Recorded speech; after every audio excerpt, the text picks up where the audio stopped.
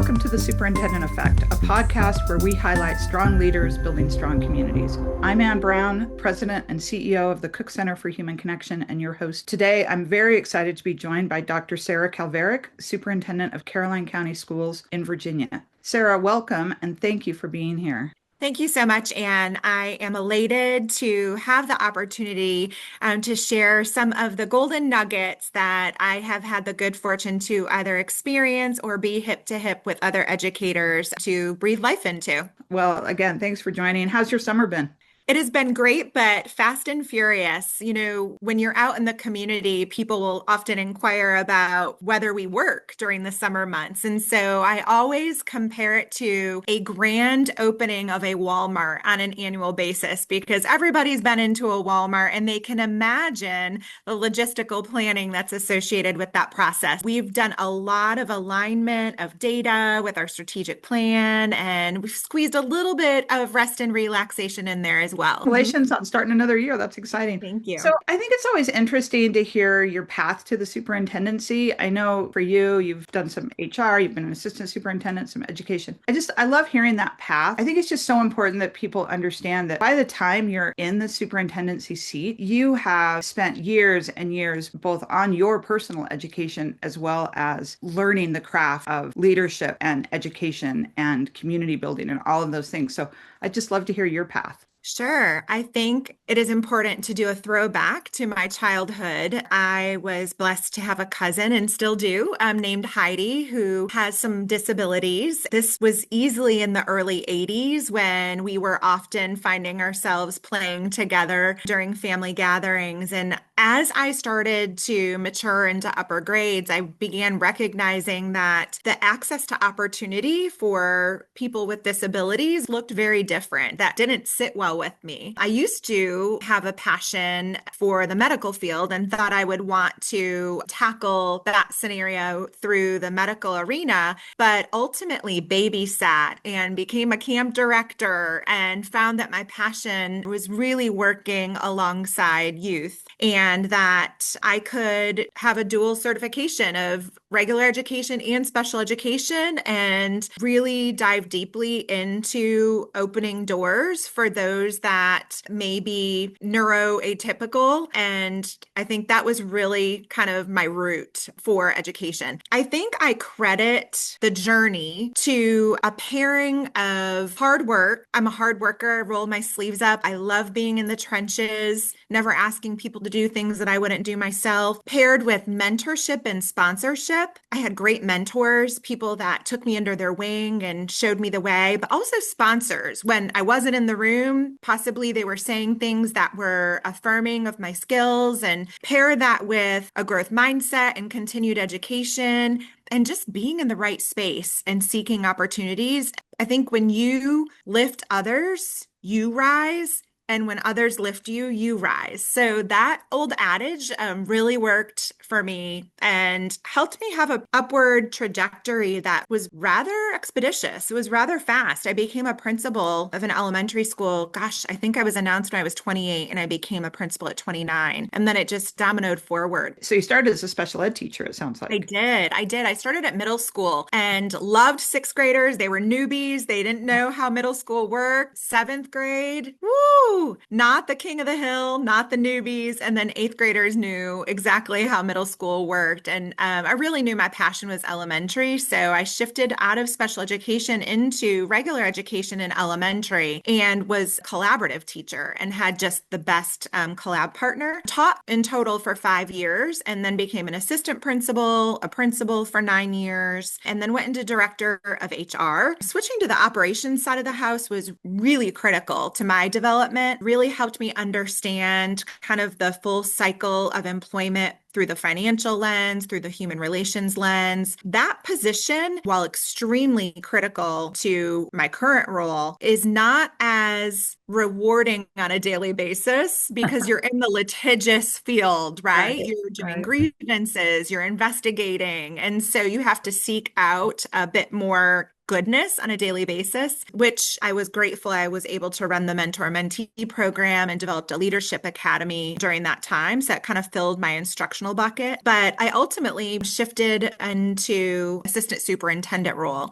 And then the superintendent departed and I put my name in the ring and here I am. This is my 8th year as superintendent in Caroline. Wow, 8th year. That's amazing. Well, you just spoke to my heart in a lot of ways. I was a sixth grade teacher. I have a brother who was Mhm. autistic and a son who's autistic. So I understand this special ed aspect of what you're talking about. So you've been in 8 years. We happened to have a chance to be together at a conference in South Carolina. And you told the story about being at your state superintendent's conference and having all the superintendents line up. And I'd love to hear that story again. I just think that's a really telling story for today's superintendency.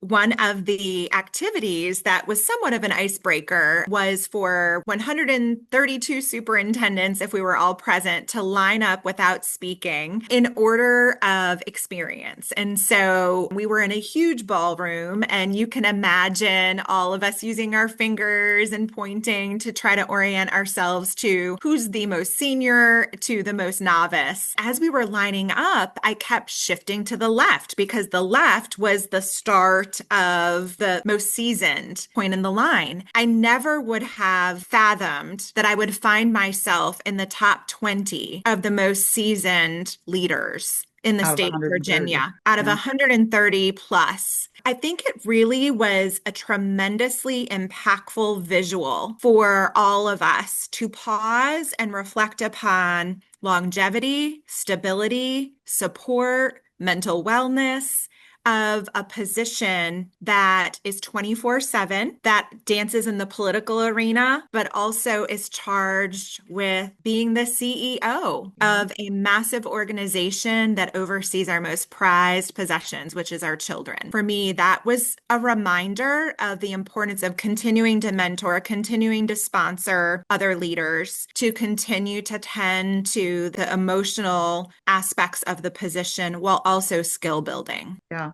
One of the things I find unique about the superintendency is that you don't have a peer. And if you do have a peer, it's probably the next town or county over. I mean, in certain parts of the country, you might be 200 miles from the next superintendent. And so having those gatherings and being together and knowing who your neighbors are and being able to work with them really helps. I don't know if you have snow days, but I've had other superintendent friends talk about the 3 a.m. calls with 5 superintendents around them all deciding, is it a snow day? Is it not a snow day? Can we get the buses in? Can we not get the buses in? So that lack of peer in your organization creates a special challenge that many leaders in the country face, like a CEO. Yeah, it's very much like a family tree. And you have to really work to network to develop different types of collegial relationships. So I think I have, on one hand, can count the colleagues that I would call and really have real raw talk with, like my emotional outlet. And Mhm. you need that because it is a position that brings stress. And if you don't have the ability to communicate that to someone who also can relate, then you really begin to be weighed down and burdened by that. But then you also have your colleagues who are your thought partners, right? Your innovators, your people that are going to challenge you to grow in your field in all the skill buckets or all of the academia. And some of those people overlap. It's kind of like a Venn diagram, right? Where you've got people in the middle that have both of those. Those are your unicorns, really. But you have to work to develop that and to foster those relationships. It's like your care team, Yeah, right?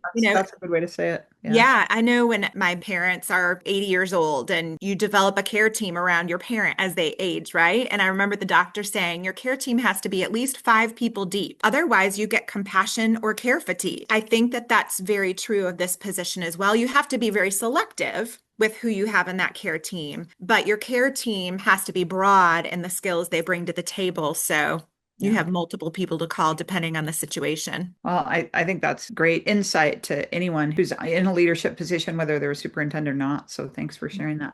I know you're heavily involved in the community and you serve on several boards. And I'd just like to hear more about the boards, what they're doing, how they impact the community, how that supports your schools. Yeah, absolutely. I often will say that a community is known by the schools it keeps. I love that. I mean, it doesn't get more real than that. Yeah. If your community is not engaged and they are quietly passive about the type of school that is sitting in their neighborhood or that their children are funneling into, then that is a red flag for me as a leader that I need to work on engagement. And in order to be engaged in a way that is impactful and informed, you got to get on the boards. It's almost like power mapping, and where you think about you have this thing you want to implement and achieve, and you want the people that have true like political or vocal power, but also maybe have resource power, right? Or they're in like that upper right-hand quadrant if you're looking at four Yeah. corners, versus the people that have a lot of lip service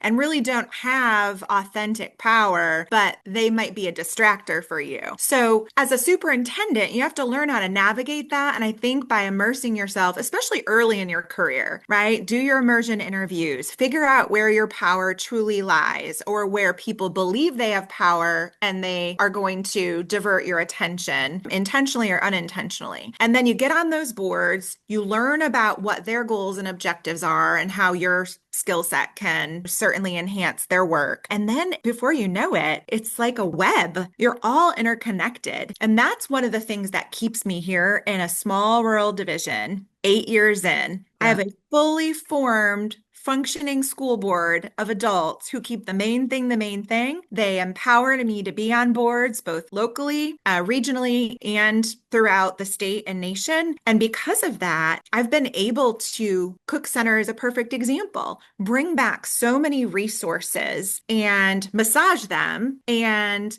bring them to our senior leadership team or our principal level, talk through how they may positively impact and align with our strategic plan, and then let it roll. And when you're only 4,800 students and 800 employees, we just have the ability to be more adaptable, and you can see change transforming your community in a positive manner.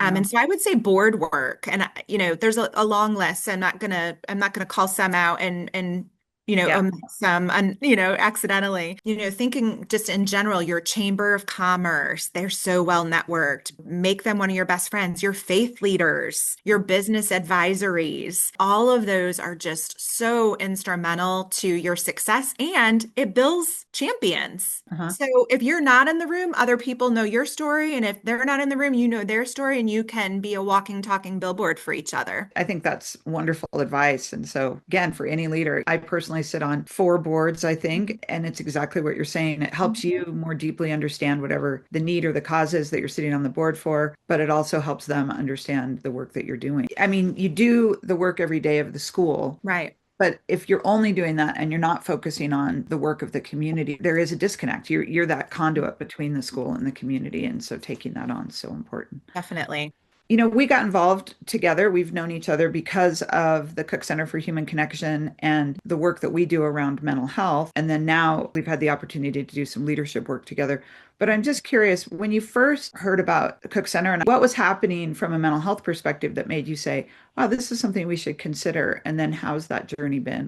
We're going to go back to our strategic plan. So I've been so fortunate to be on 2 rounds of strategic planning. So our most recent plan is Achieve 2027. We are in year 4. It is an extremely comprehensive process where we have focus groups and stakeholder groups and surveys. And of course, all of that data, both qualitative and quantitative, gets aggregated and then disaggregated, and we come up with our themes and our trends. For 2 strategic plans in a row, goal 2 is about relationships, but goal 3 has been health and safety. So wellness, both student wellness and staff wellness, fall under goal 3, which is health and safety. So for 2 cycles of strategic plans, we've identified that as critical to the well-being of our students and the retention of our staff. We kind of liken it to the 3-legged stool of wellness. And that is, you have your students, you have your employees, and you have your parents. Yeah. Well, we had a number of activities and programs and resources already outlined and growing with students. We have a wellness champion at every building, and we have a wellness staff member in HR. And so we were already doing good work, not enough, but good work in the employee faction. We had nothing for the parent base. We kept talking about how our students are gaining skills in school, but if they're not practicing them at home, or we don't have parents that are getting their needs met, that's rolling over in those invisible and sometimes visible backpacks in the classroom. That really began the marriage between our partnership, and it just blossomed from there. We had the parent coaching. That Mhm. was one of the first things we did. And we created parent and coach champions in every of our one of our buildings. We did the webinar series. This year, we're going to roll out the staff coaching. We know that the easy access of the staff coaching product, where you can go on and you can work with Dr. Skinner and get on the app and communicate back and forth, and it's all been vetted through the lens of employee. Yeah. So that's kind of it in a nutshell. And that doesn't even cover the leadership work that I've had good fortune to do, on the advisory board with you, but also through the Leadership Happiness series. Yeah, well, thank you. I mean, it's very validating to hear that the support that we're offering is being well received. And it's funny what you said about the three-legged stool, which is not something I think we've ever talked about, but that was exactly how we started with parents at the Cook Center, is that when we had the opportunity to sort of envision and, build from scratch, like what needs to happen, what's not happening out there, that was the first thing that we talked about, is that there are a lot of people supporting the children, and children need to be supported. But I also felt like there was this army of people who loved the children the most, who weren't Right. being supported. And that was the parent, because I am a parent of a child who's had, special needs through autism and some other things. And I just know that when you're in those moments, you will read anything, you will watch anything, you will do anything anybody tells you, you will Mhm. give it a try to see if you can be helpful and beneficial. Right. And so that's why I thought, if we can engage this army of parents who are sitting back, not knowing what to do, but wanting to do something, we can make a big impact. So that was very validating for me. So thank Yeah. you. When you were talking, it made me think about a wider aspect that's impacting our community right now, in relation to kind of the community and parents. We have just completed a community health assessment. Our data is alarming. We're rural, we're geographically huge, 555 square miles, Oh, and it is 1 to 10,000 plus individuals to a health provider and a mental health provider. The access is just horrendous. And to be able to use services like Cook Center, where it can be online and virtual, or telehealth vendors, and that has been an evolution for us that has helped us. That parent component, it's so essential, like to teach them how to advocate and to teach them where to go for tools and resources to build their toolbox. So that's why I love Cook Center, because I feel like we're singing from the same sheet of music in terms of you got to outfit the adults in the household for the students to have the best opportunity for success. yeah. Well, thank you. I mean, that's always been our mission, and I love seeing it carried out in Caroline County. So tell me about just some other really good, exciting things that are happening or that you're looking forward to in the coming year in your district. Oh gosh, it is the perfect time to talk about this. We generally pull the whole county together for a big 90-minute convocation, but this year we're doing a traveling convocation. And we've done that one other time, when we have something large to roll out that needs to really be individualized per building. We spend a lot of time thinking about how are we going to give them our focus areas for 25, 26. So when you think about our strategic plan, which is Achieve 2027, we've got, some teaching and learning goals, which is goal one. We have new math standards, new math curriculum. We're in a second year of a Virginia Literacy Act. So academic wise, we're really honing in on making sure we're giving ongoing professional learning so that our teachers can really lift that work and use those new resources effectively. We also have a new accreditation system in Virginia. We are standards of learning. We are not Common Core. This is a huge shift for us. And that is one of the reasons why we're doing a traveling convocation. We need our teachers to understand the new accreditation model, and we want it personalized and individualized. We are the fourth fastest growing county in Virginia. Oh, And so we have trailers being installed as I speak at one of our elementary schools. We have new furniture being delivered at two new buildings. We have the curriculum being delivered.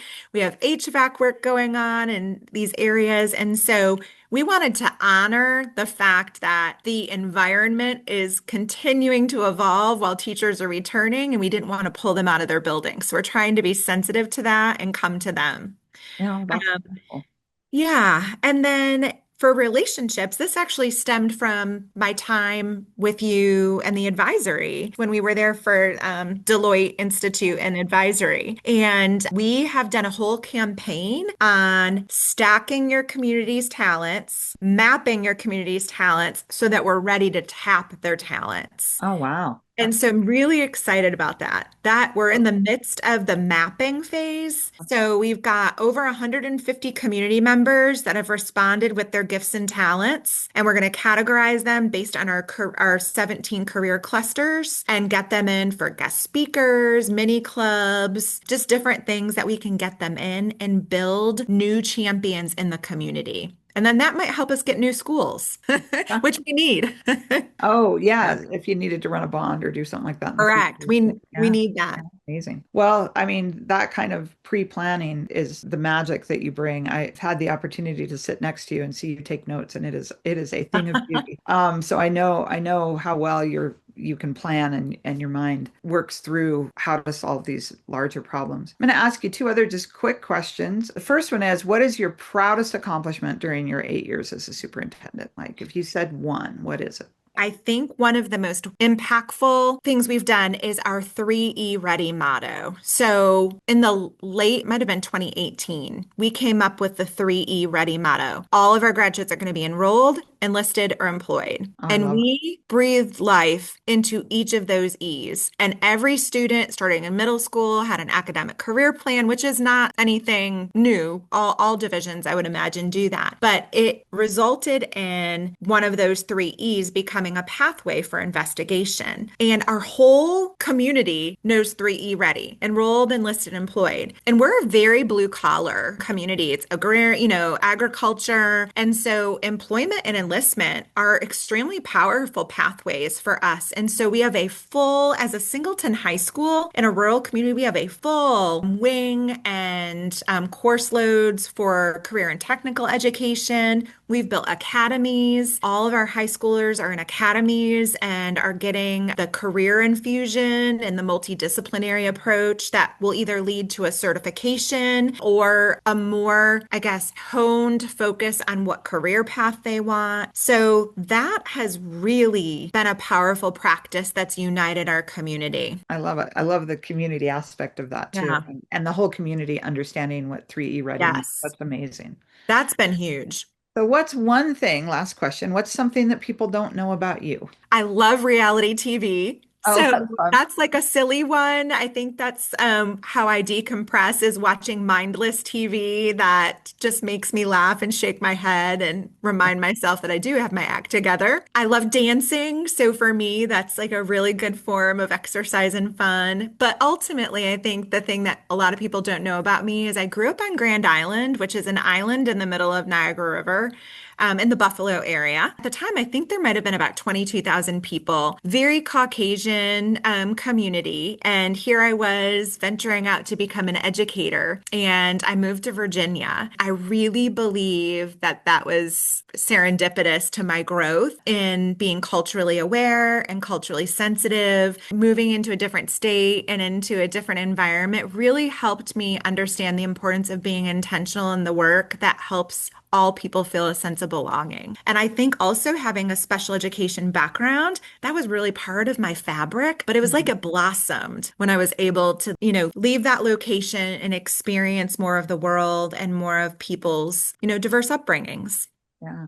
Wow. Well, Dr. Sarah Calveric, Caroline County is lucky to have you in the Thanks. superintendency seat and who have had you for 8 years and continuing on. I know there's just wonderful, wonderful things happening there. And I've just so enjoyed getting to talk to you and being able to highlight you as one of our strong leaders building strong communities. And I know anybody who listens to this is just going to think, I hope I have a leader like you. So thank you so much. Right back at you, Anne, though, for being the leader of this organization. Obviously, you are a person that innovates and can birth an idea, and then you're a smart woman who hires the right people and the right seats on the bus around you, and kind of they, really lift the work alongside you. So I'm grateful for our partnership and our friendship. Well, thank you. Well, it's been an honor and enjoy the new school year. Yes, Thank you. absolutely. Ready to go live. Ready to go. 3E ready. Yes, thank you.